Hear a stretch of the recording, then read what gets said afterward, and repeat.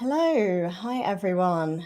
Thank you so much for being here. Apologies for the tardiness, technology.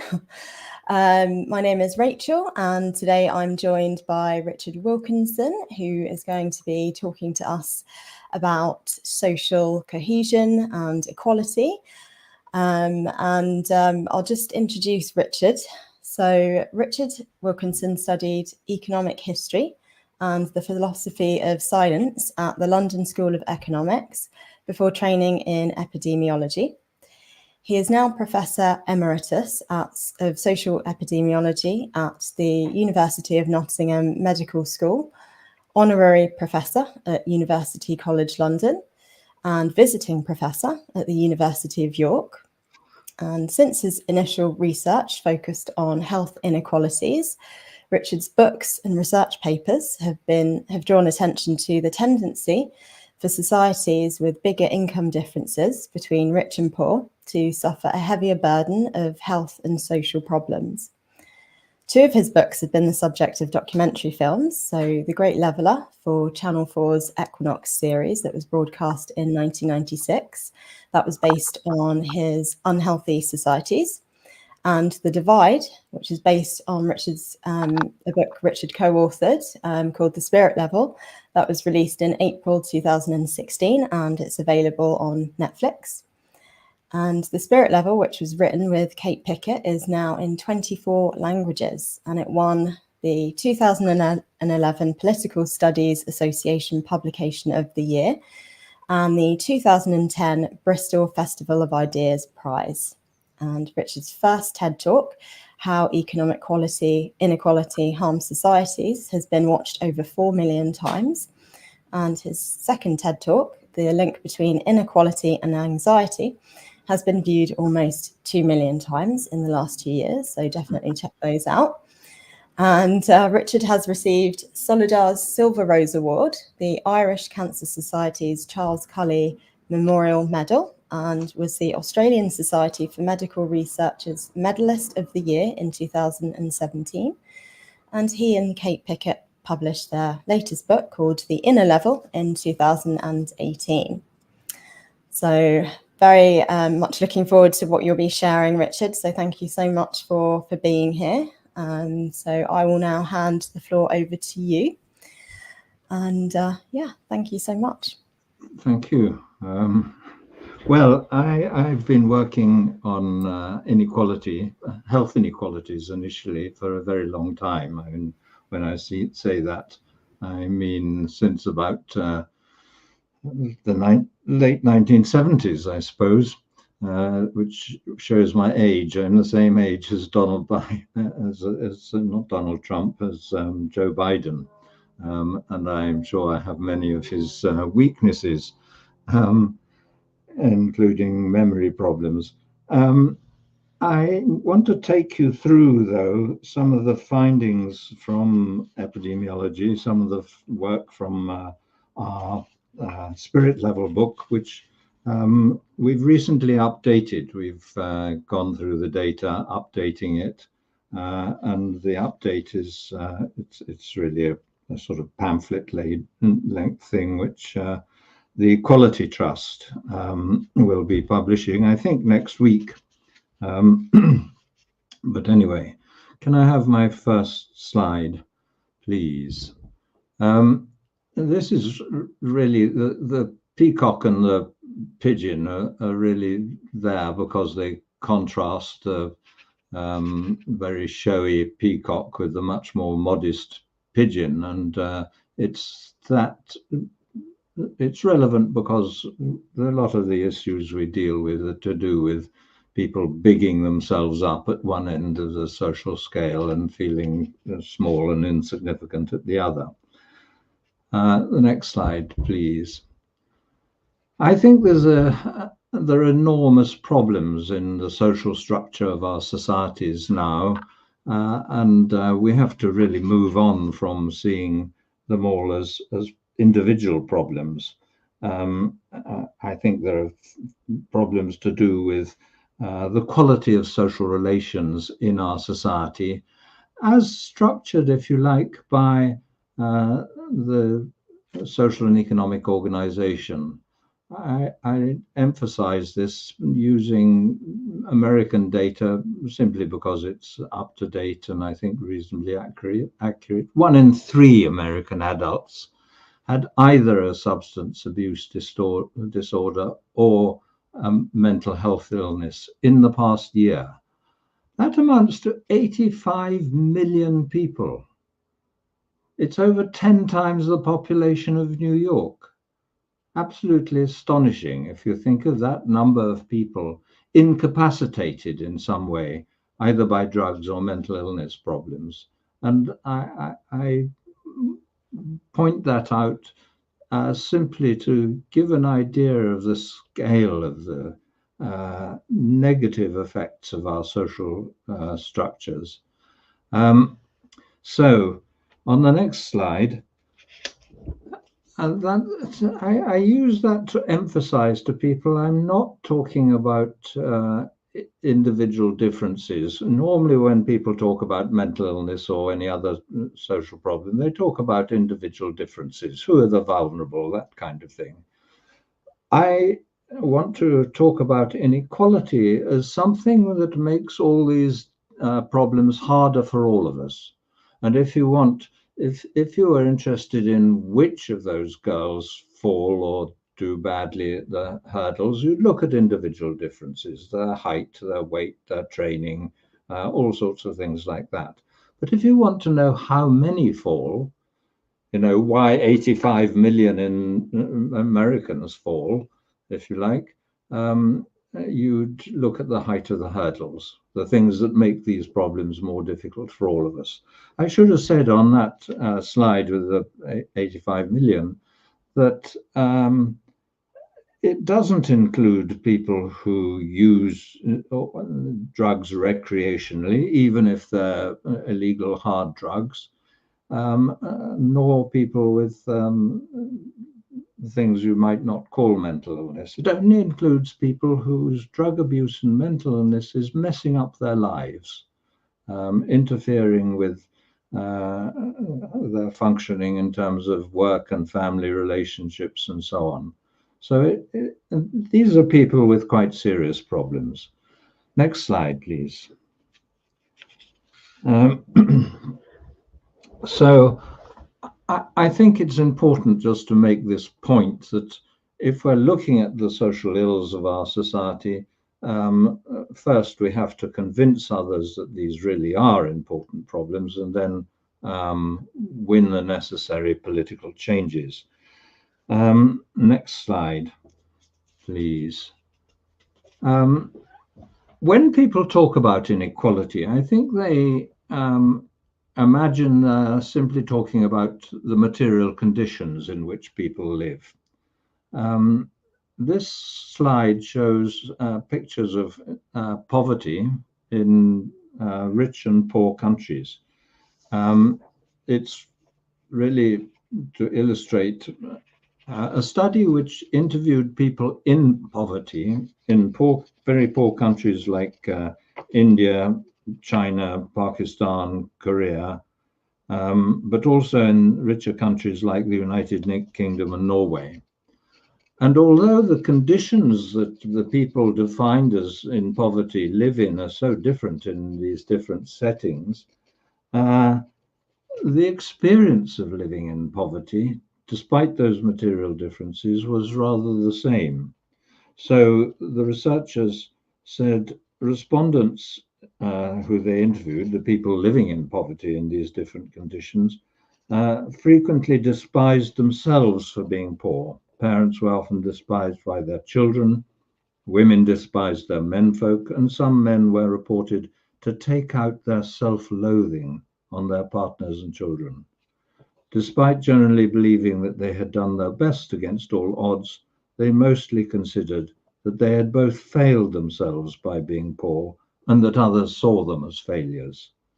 This internalization of shame was further externally reinforced in the family, the workplace, and in their dealings with officials.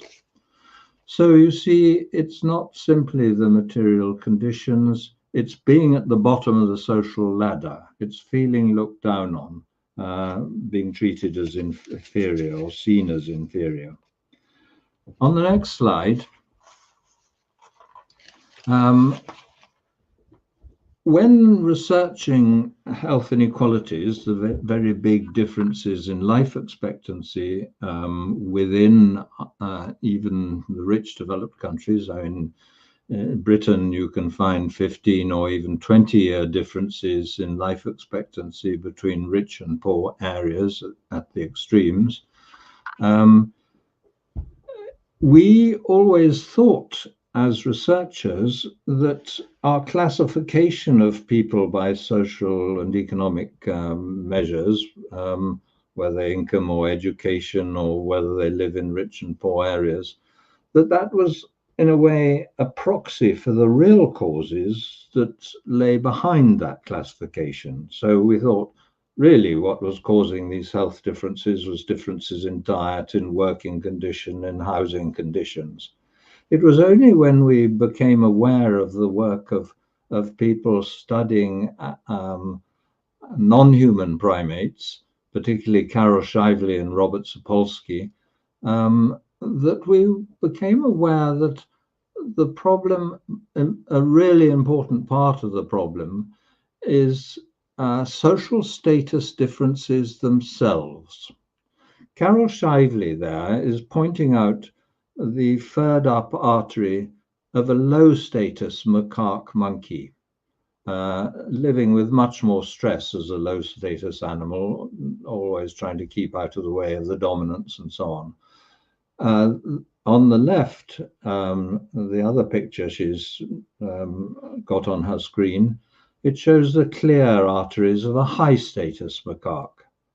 And gradually, the work of people like Karol Shively and Robert Sapolsky made us aware that social status itself matters. Sapolsky darts baboons in the Serengeti and takes a blood sample for during the couple of minutes they're unconscious, and relates measures of different hormones and stress markers and so on to their position in the hierarchy, what's going on in the troop. And the importance actually of the work of Karol Shively was that she was able to keep animals in captivity, give them exactly the same material conditions, keeping them in the same compounds, and giving them the same diets, which meant, if you like, she'd removed the material differences that we used to think were behind the health differences.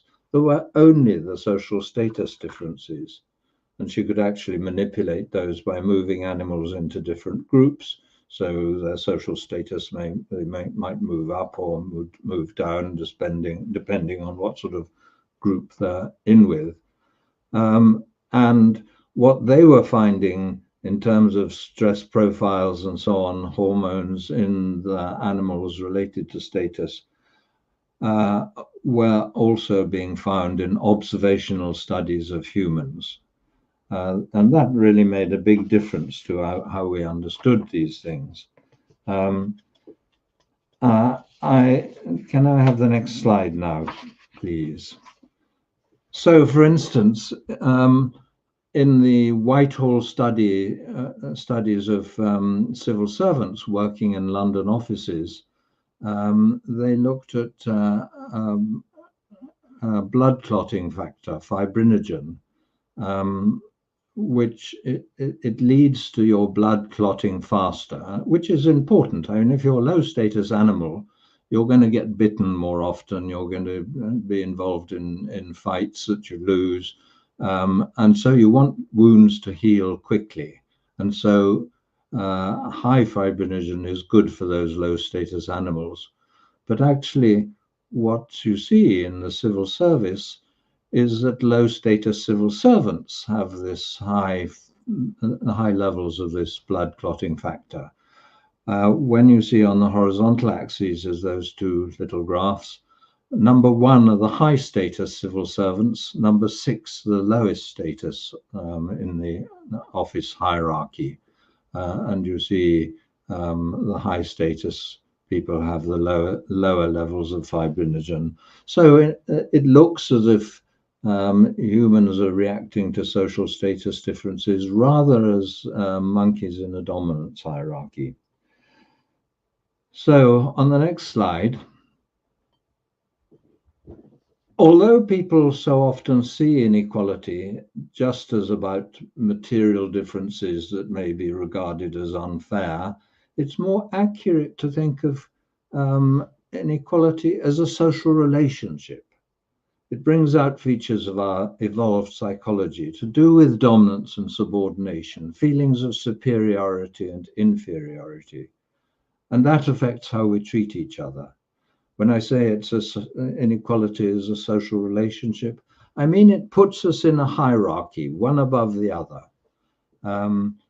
And that has all sorts of effects on, our worries about self-worth, our tendency to believe some people are much more important than others, and so on. So think of inequality as a social relationship. Next slide. You can see how an index of all sorts of major problems in rich developed countries are affected by, are related to inequality.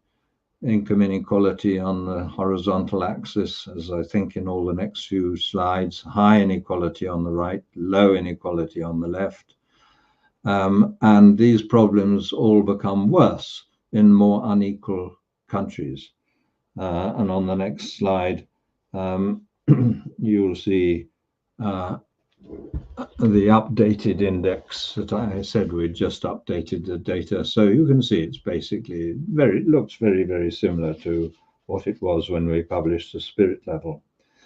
On the next slide, you can see a measure of child well-being. It's the UNICEF Index of Child Well-being, compiled to measure child well-being in rich developed countries. And what you're seeing here is lower levels of child well-being in the more unequal countries. Really big differences. The measure includes whether kids feel they can talk to their parents, what immunization rates are like, whether there's bullying in schools, lots of variables like that. And they have this same pattern. It slopes down rather than up like the last two, because bad scores are low here and bad scores were high in the other one. I want to show you now, getting on to things to do with social cohesion. On the next slide, a measure of participation in local groups and voluntary organizations, a measure that has been called a measure of civic participation, people's involvement in community life. It probably goes with whether they know their neighbors and are involved in local voluntary groups and so on. On the next slide, you can see people in more unequal countries are less likely to trust others. Trust is thought of as a very fundamental dimension of social relations, social cohesion. And the measure here is what percentage of the population agree that most people can be trusted. And you see at the bottom right, it's 15 or 20% who would trust others, whereas in the Scandinavian countries at top left, it's more like 60, 65, maybe even 70% who feel they can trust each other.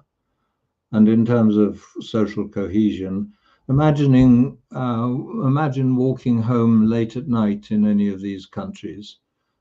You'd feel much safer walking home on your own in the more equal countries. And I've spent some time both in the USA and in Sweden, and the atmosphere on the street is somehow just different. you feel in the Scandinavian countries, you don't have to be aware of who else is on the street around you, whereas in the US, you do. And I think in the UK, you do. Really important difference that, in terms of women's rights, I think, it's extraordinary that we accept that women don't feel safe walking home late at night in some of our countries. So next slide, please.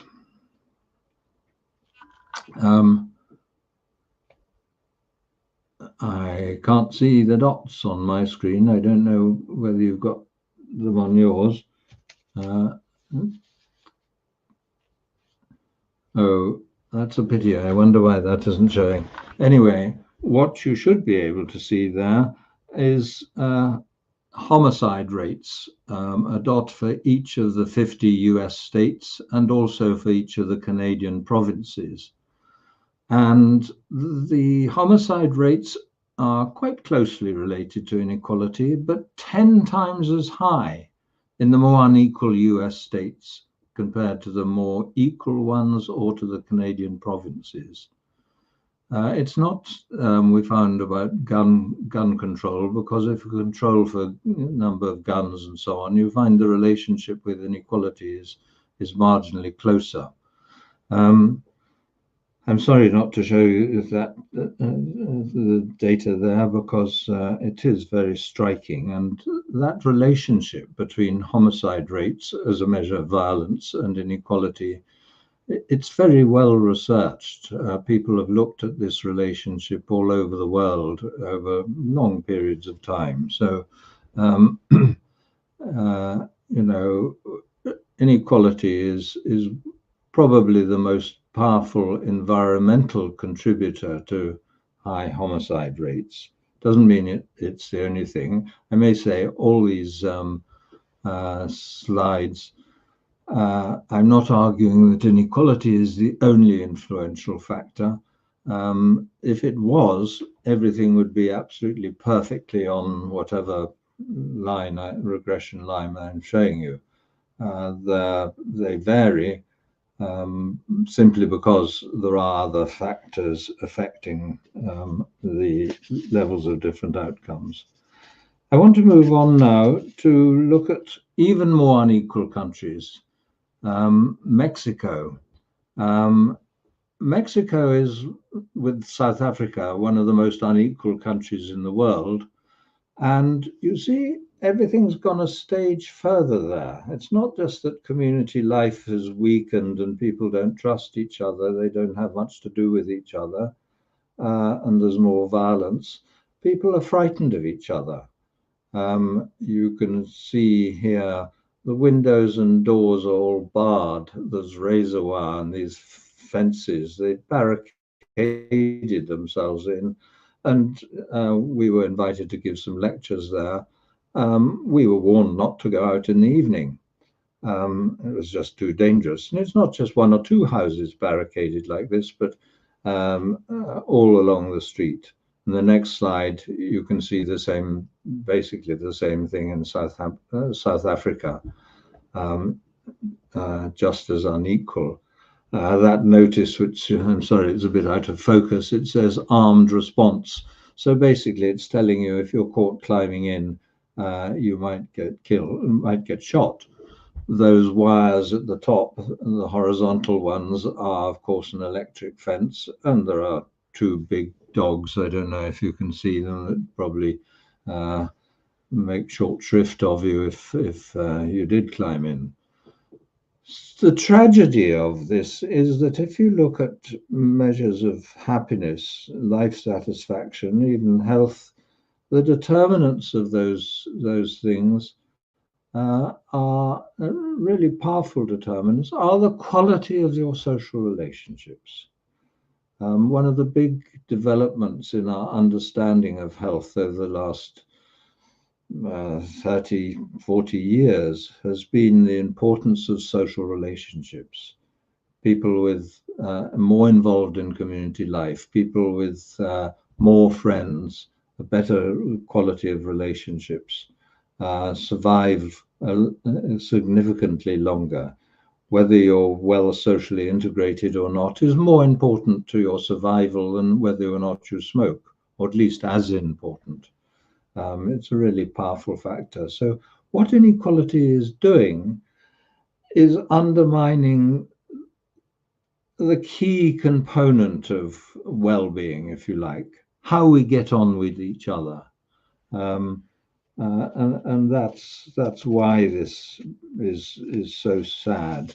And instead of a supportive community where people are friendly, know each other, and so on, you get with very high levels of inequality, societies where people are afraid of each other. On the next slide, you can see, in a way, the same story told using quite different data. This is a paper from two American economists who looked at the proportion of in each country's labor force made up of what they call guard labor. They mean security staff, prison officers, police, all the people we use to protect ourselves from each other. And if you look, the more unequal countries need more guard labor. They also did this analysis for the 50 states, as we did. In all our graphs, we looked at the 50 states of the USA, as well as the rich developed countries, to check that these relationships occurred in both settings. So what this is showing you is, where people don't trust each other, where community life falls apart, where people are frightened of each other, it's expensive. We need more of this so-called guard labor. On the next slide, I've included that because I don't want you to think that this is some entirely new determinant of what goes on in societies. It tells us more about the social hierarchy that we've all known about. And you all know that health is worst in the poorest areas of our societies. The kids' educational performance is poorer in those poor areas. Violence is probably more common. So what I think income inequality or wealth inequality does is change our social hierarchy from being a very, very steep one like that, with high inequality, to one with a shallow pyramid, if you like, in societies with low inequality. The way I sometimes put it is that the material differences between us create the social distances, those feelings of superiority and inferiority, different lifestyles, people who feel they're more cultured, and so on. Basically what inequality does is strengthen the influence of class and status. It makes class and status more important. And all the problems that get more common in more unequal countries are those problems with social gradients, more common in the poorer areas. The only surprise is that they don't just become more common amongst the poor. They become more common amongst the vast majority of the population. The biggest effects are on the poor, but even middle-class people in reasonable jobs with good education would live better, less likely to become victims of violence, kids less likely to get involved with drugs and so on, if they lived in a more equal country. On the next slide,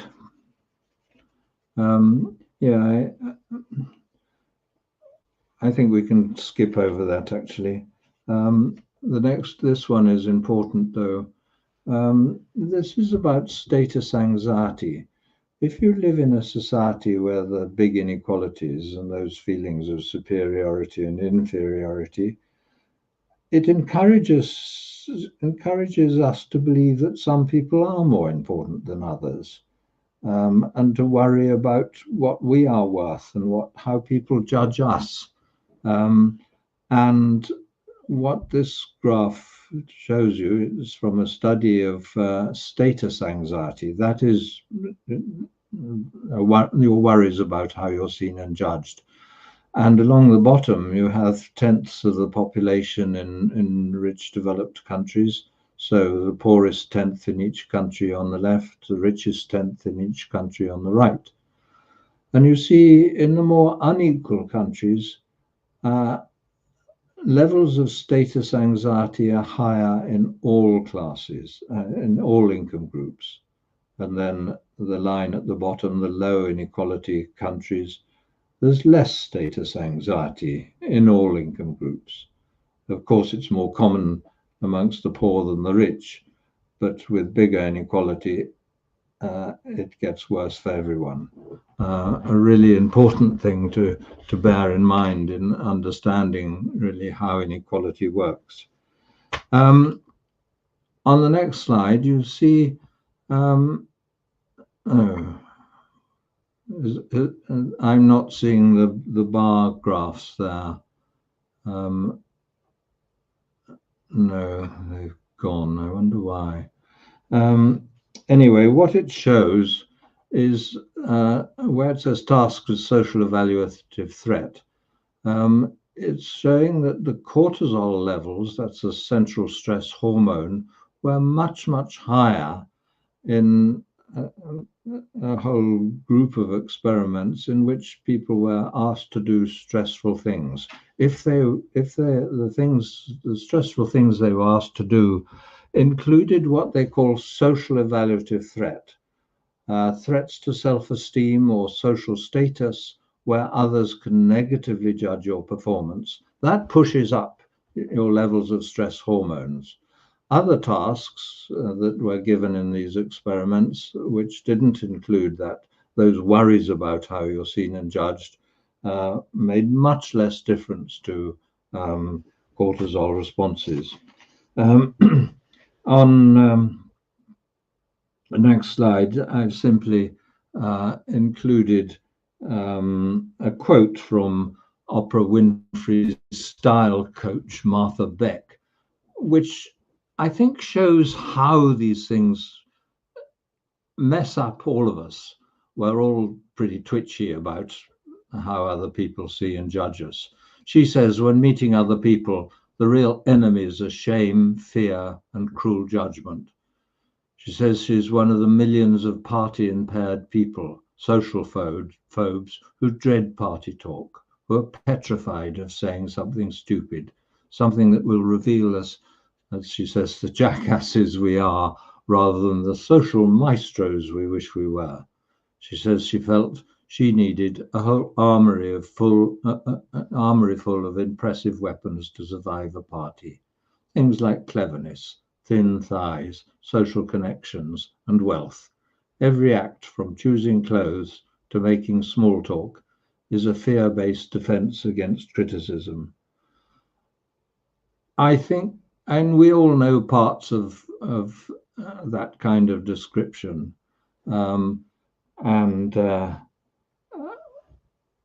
I think you need to see how those social evaluation anxieties are intensified by inequality. And on the next slide, you can see how, our concern for how we're seen and judged feeds into forms of consumerism, status goods, and so on. Studies have shown that if you live in a more unequal area, you spend more of your money on status goods, whether it's expensive upmarket cars or clothes with designer labels and so on. We use our property, our possessions to sort of put a good face on ourselves, how others see you.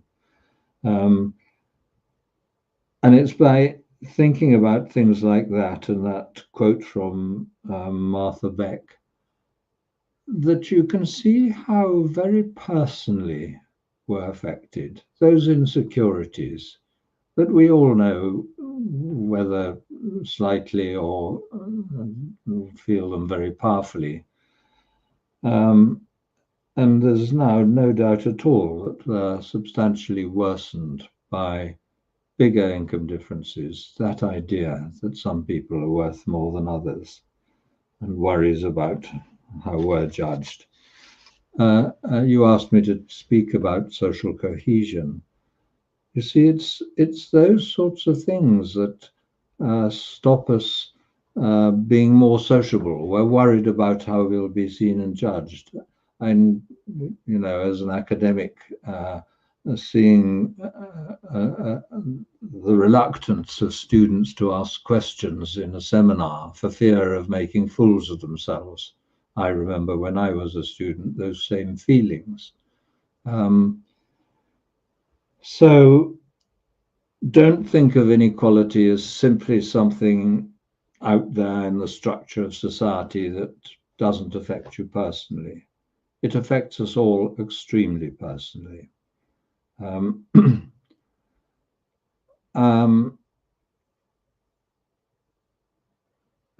the next slide.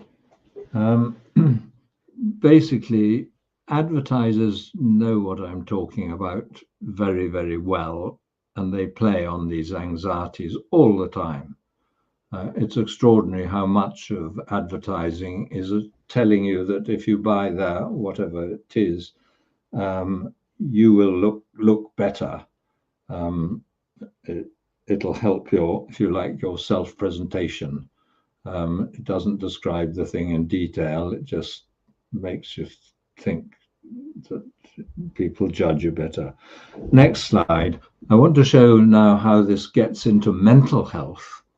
And I think from what I've said, you won't be surprised that these sort of invidious social comparisons affect mental health. Sherry Johnson and colleagues at Berkeley in California, she's a psychologist, looked at a vast literature on mental illness and personality disorders and saw how often they were exacerbated or triggered by issues to do with social status. And from that work, I contacted her when she'd produced that and said, I think that, you know, not all societies are the same sort of hierarchy, which I think she thought triggering more mental illness.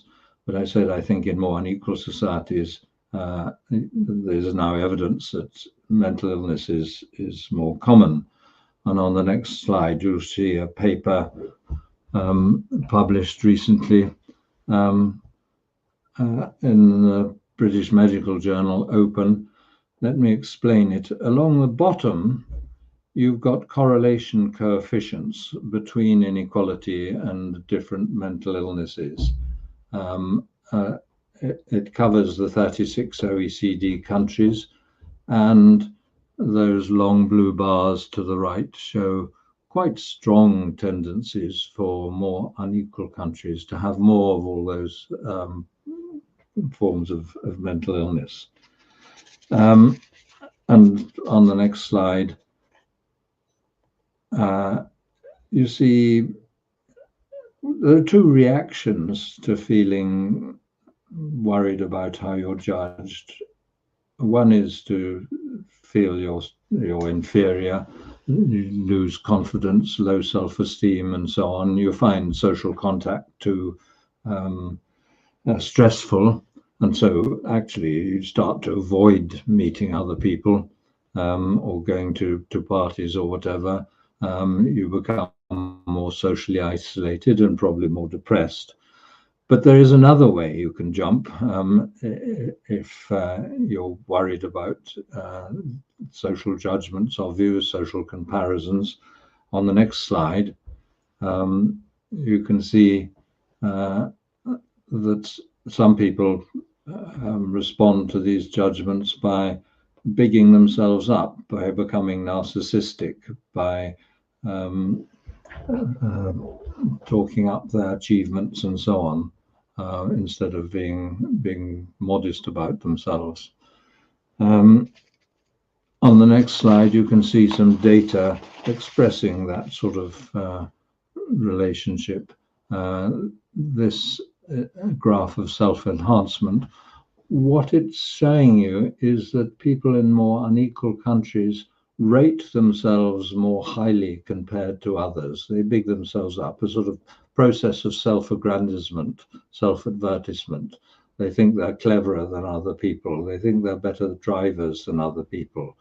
And that tendency to big themselves up, it's called self-enhancement here, is stronger in the more unequal countries. On the next slide, I did just want to point out, and you asked me to speak about social cohesion and so on. Really, one of the very most important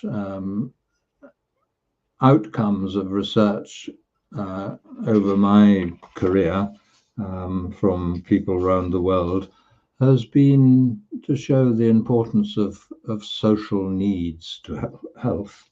And we've always recognized that we enjoy the company of friends and so on, but I think people didn't realize that how far your social needs are met influences death rates.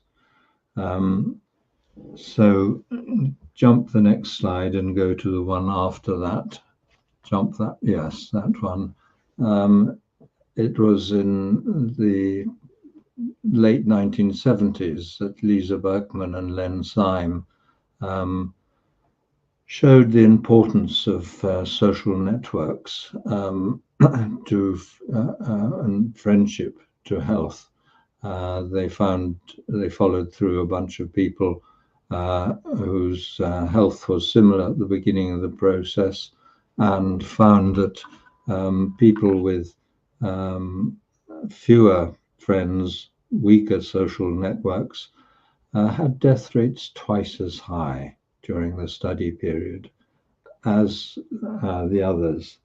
On the next slide, you can see Sheldon Cohen at Harvard then, who gave volunteers nasal drops with cold viruses in. And he found people who were more isolated with fewer friends were 4 times as likely to develop colds from the same measured exposure to infection. Absolutely huge. And by the way, you might think that if you've got more friends, you've already been exposed to some of the cold viruses and so had more resistance. He controlled beforehand for levels of immunity to the viruses he was using. People, and this contrasted and was a surprise to people who, as I said at the beginning, had seen health as determined by material factors rather than these social, psychological things. They'd started to try and explain away the importance of friendship shown in these kinds of research by saying that what mattered was social support. And they tried to turn it into a material factor by saying what matters about friends is, if you've got people who can lend you money when you're behind with the rent and things like that. But then new research, the next slide, please, showed that actually the people who do best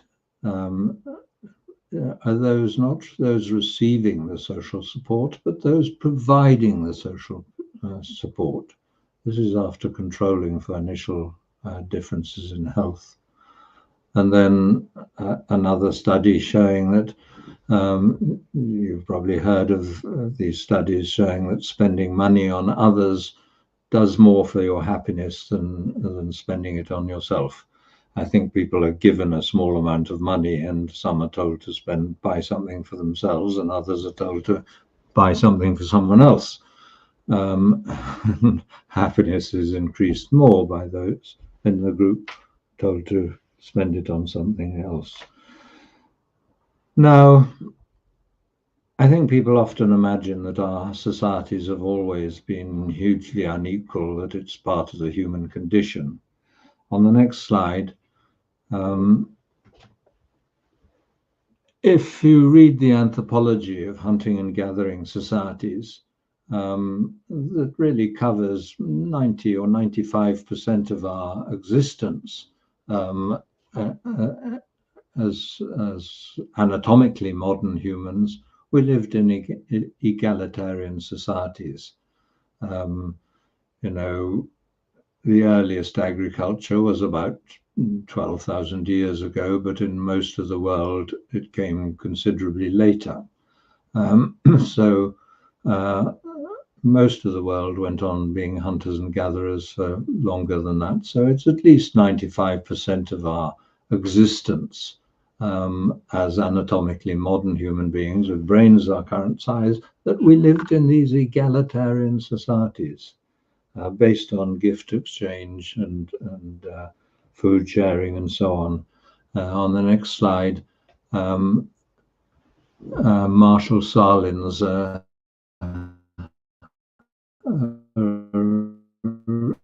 remarkable, he died a couple of years ago, but an American anthropologist, I think his whole career studying hunting and gathering societies, where, as I say, gift exchange is the and food sharing, the way that they don't use money, and so how things are distributed is by gifts and sharing.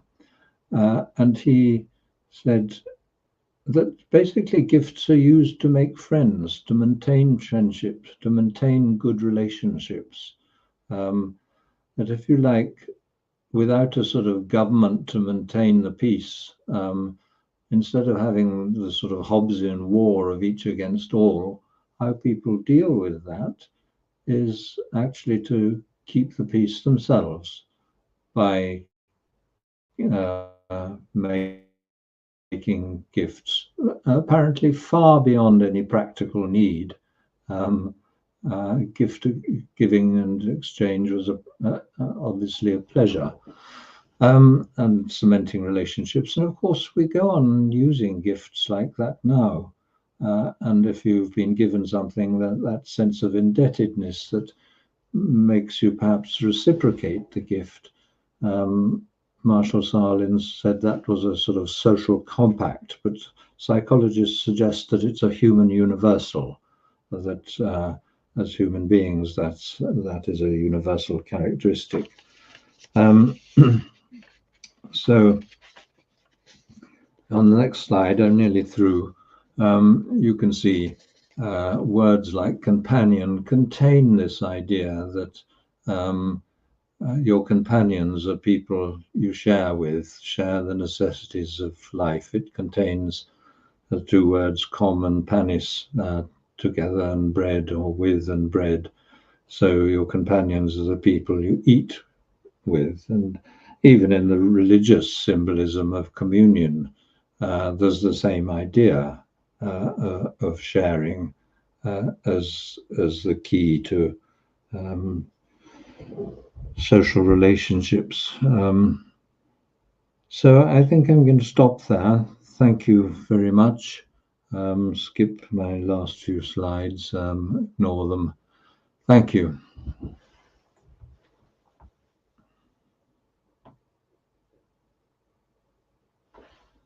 Me. Okay, I'm unmuted now. Thank you so much, Richard. That was absolutely fascinating. Okay. Fascinating. I can hear you. Wonderful. I was wondering, it was quite interesting listening to you talk about self-loathing and trust and lack of trust and social anxiety as being, you know, something that is impacted by is impacted on people by social inequality.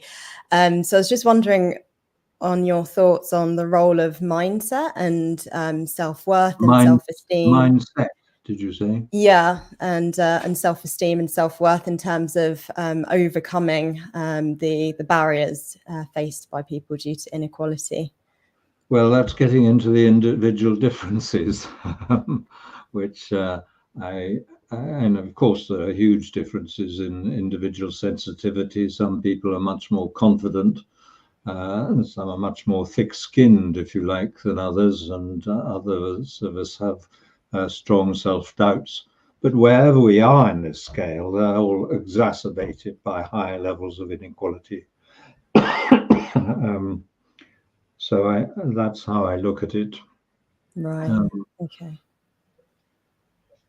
But I suppose being further up the hierarchy, and I think I've become a more confident person since my work started to attract attention. It's made me feel better about myself, less doubting of my ability and worth and so on. But, you know, we're all at some level haunted by these insecurities. Right. Yeah. And obviously it's the higher level changes that we're wanting to kind of facilitate. I thought you were going to ask me about the contribution of gender and ethnicity and so on. I always say that, yeah, those factors are important, but they're not quite different from the income distribution, the issues to do with poverty and low social status, because anything that becomes a marker of low social status, whether it's what religious group you belong to, what linguistic group you belong to, your skin color, as soon as any of those things become a marker of low social status, they attract the same stigma as poverty and so on. So I don't think they're quite different, although they're different components. Right. Yeah. Thank you.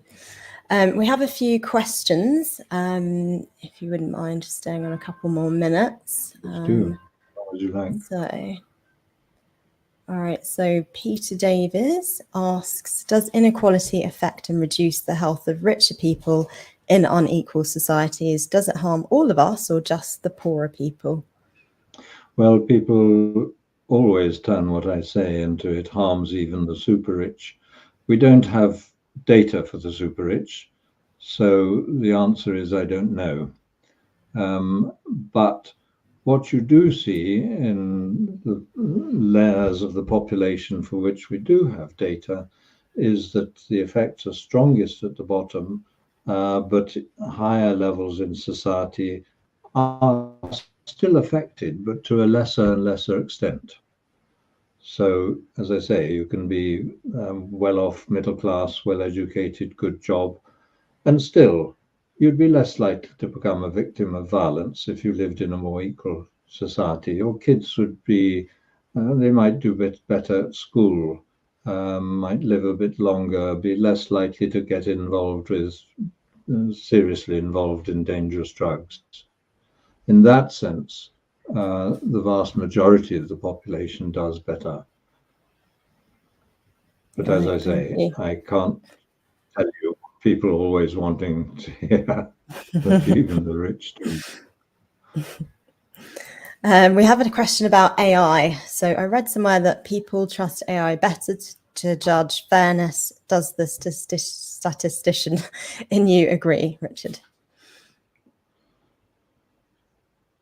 I have no idea how AI judges fairness. I think fairness is a bit of a weasel concept.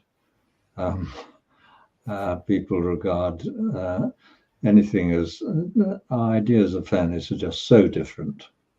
And to have a AI judging that, I don't see why it should be any better. I do think that we are aware of income differences without any knowledge of whether in any sense they're deserved.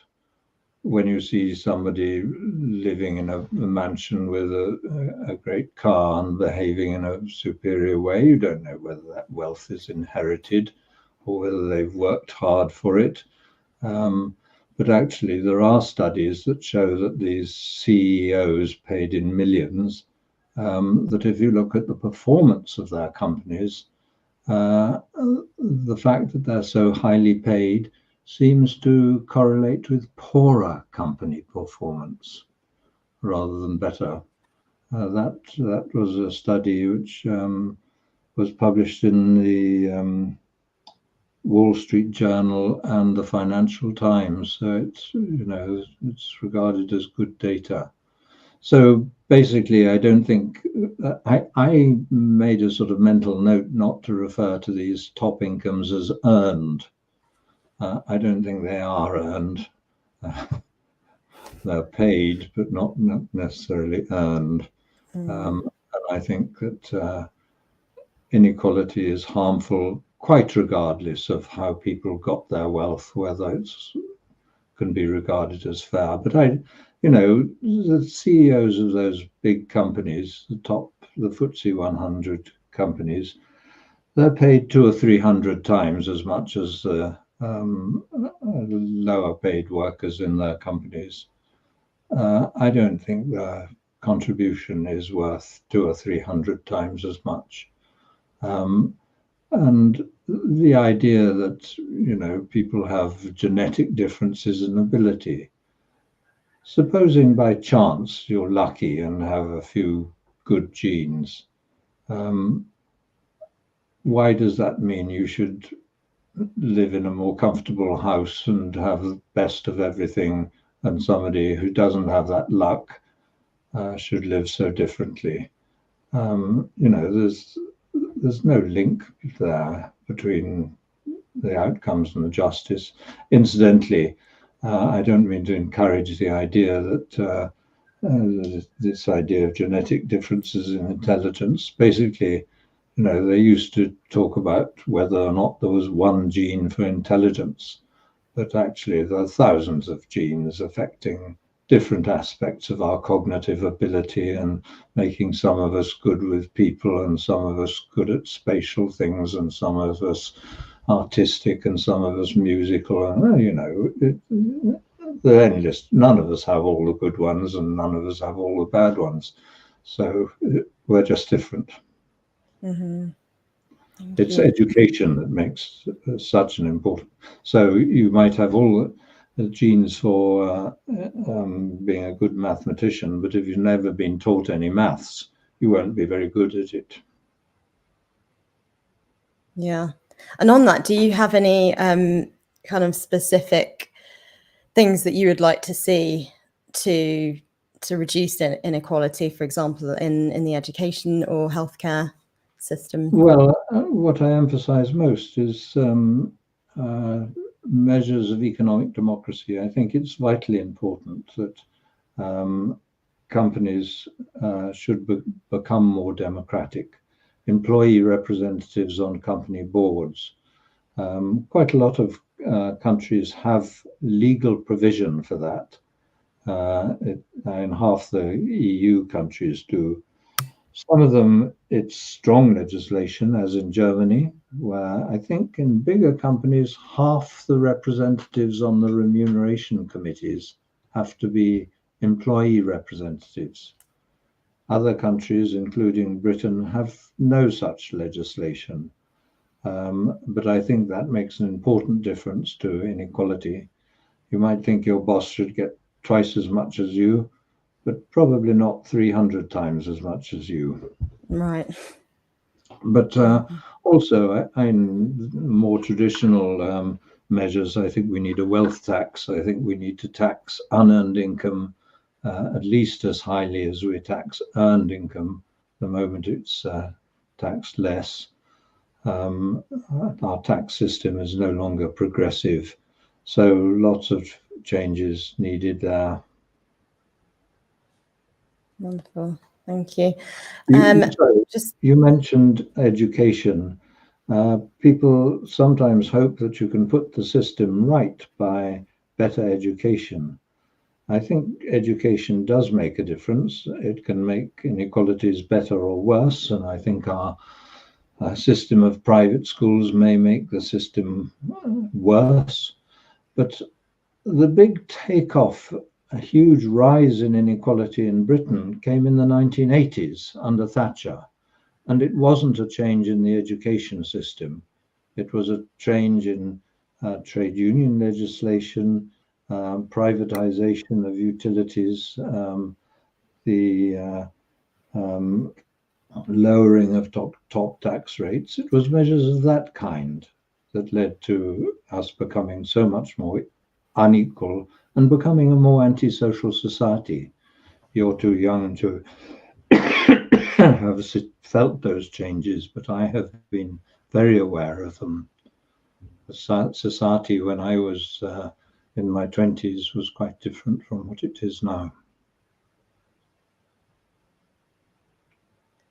So we might have time for one more question.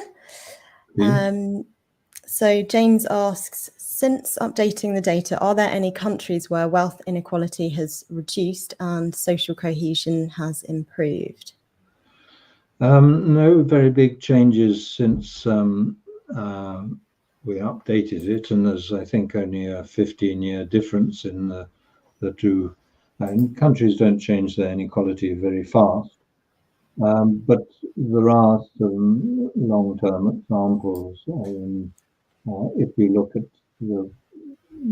from the end of the First World War, the end of the Second World War, 1945, to the late 1980s, Japan went from being one of the more unequal countries to becoming the most equal in the rich world. The US moved in the opposite direction. It used to be one of the more equal and became the most unequal of the rich developed countries.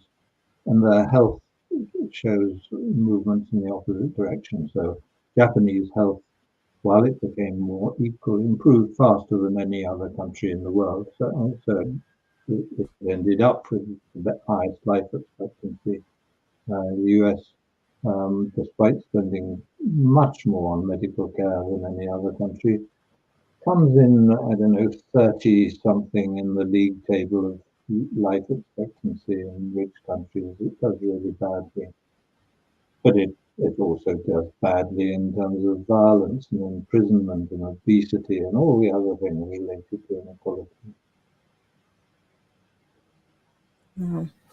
And just to wrap up, Richard, what would you like people to take away with? What would be like the one sort of takeaway of hope, maybe, that you'd like people to take away? Well, I think we all have to see that to make major improvements in our society and to make it less violent, to improve social cohesion, you can't sort of ignore income differences.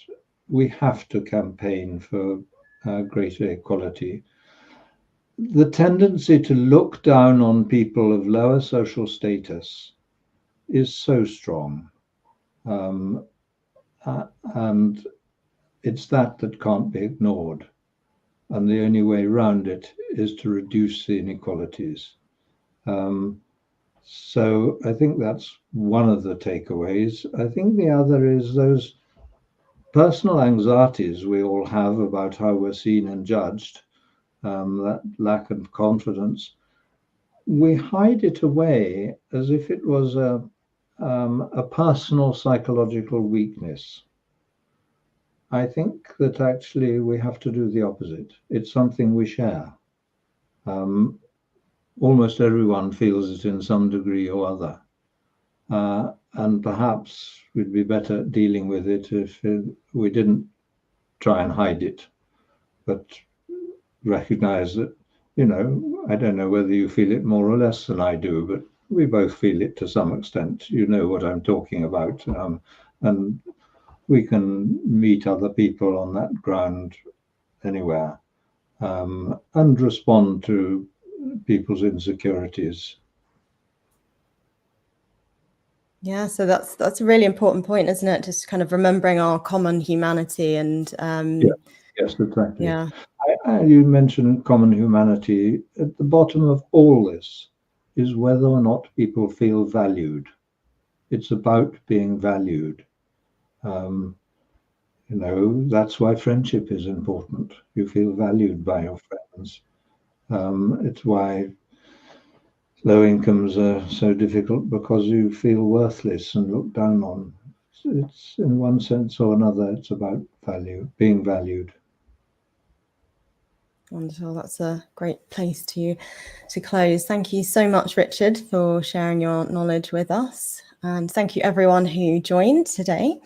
If you don't know, the Global Compassion Coalition is an organisation with a mission to inspire compassionate action so that we can create a world that is fair and just for all beings and for the planet.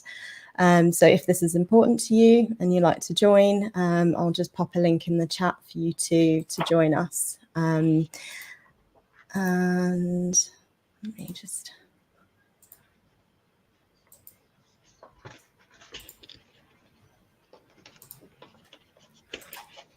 multitasking here.